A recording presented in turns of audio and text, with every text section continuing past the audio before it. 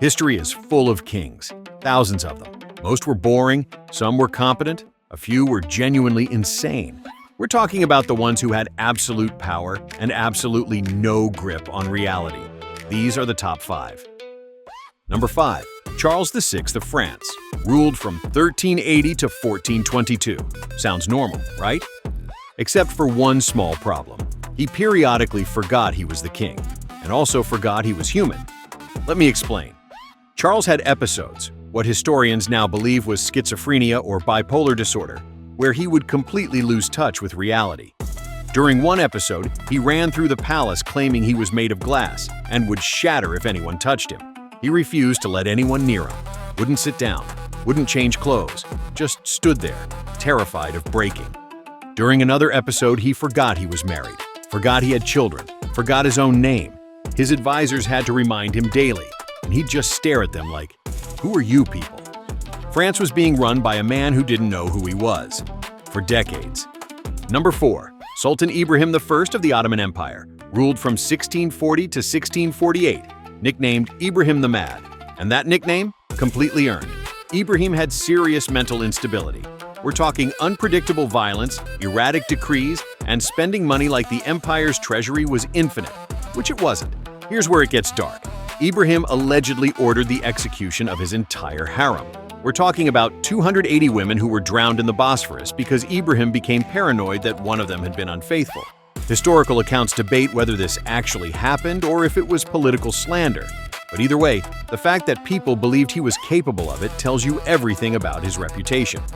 Ibrahim also had an obsession with furs, not just wearing them, covering everything in them. He lined entire rooms in sable fur, commissioned fur-covered furniture, spent absurd amounts of money importing exotic furs from across the world. The Ottoman Empire was dealing with military threats, economic problems, political instability, and their sultan was redecorating palaces with expensive animal pelts. His advisors tried to intervene. Didn't work.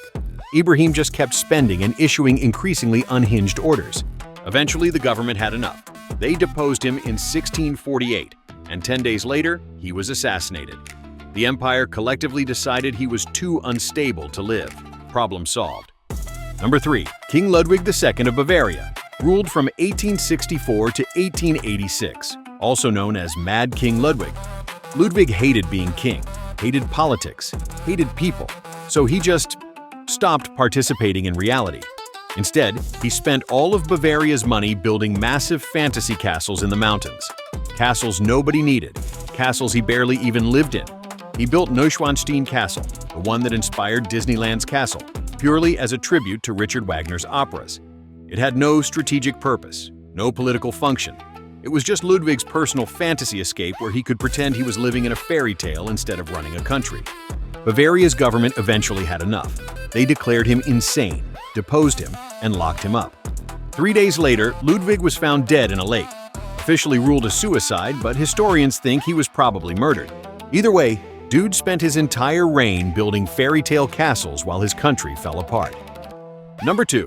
Ivan IV of Russia, also known as Ivan the Terrible, ruled from 1547 to 1584. And terrible is not an exaggeration.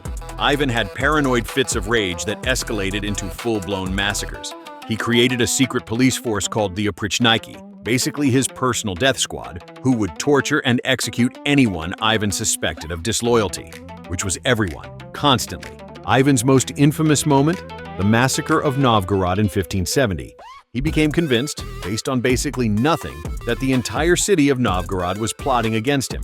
So he marched his army there and spent 5 weeks systematically torturing and killing thousands of people. Men, women, children, didn't matter.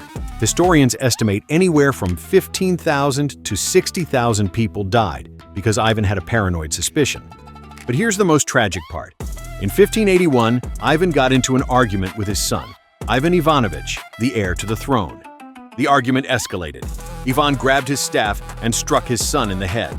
Ivan Ivanovich died from the injury a few days later. Ivan IV spent the rest of his life in absolute despair, realizing he'd killed his own heir in a fit of rage. The guy had unlimited power, constant paranoia, and zero impulse control. That combination resulted in tens of thousands of deaths, including his own son. Number 1. Emperor Caligula of Rome, ruled from 37 to 41 AD, and he was absolutely unhinged. Caligula is famous for a lot of horrifying things, executing people on a whim, declaring himself a god, general tyranny. But the thing that really shows how detached from reality he was? He tried to make his horse a consul, one of the highest political offices in Rome. He wanted to give it to his horse. The horse's name was Incitatus, and Caligula didn't just casually suggest this as a joke, he was dead serious. He built the horse a marble stable, gave it a collar made of precious gems, had servants feed it oats mixed with gold flakes, and then announced he was going to make Incitatus a consul so the horse could attend Senate meetings. The Senate, understandably, was horrified. But nobody could say no because Caligula would just execute anyone who disagreed with him. So they just had to sit there and pretend this was a reasonable plan. So yeah, absolute power, zero accountability. Turns out that's a terrible combination. Monarchies were wild. Thanks for watching. Subscribe for more facts you can't handle.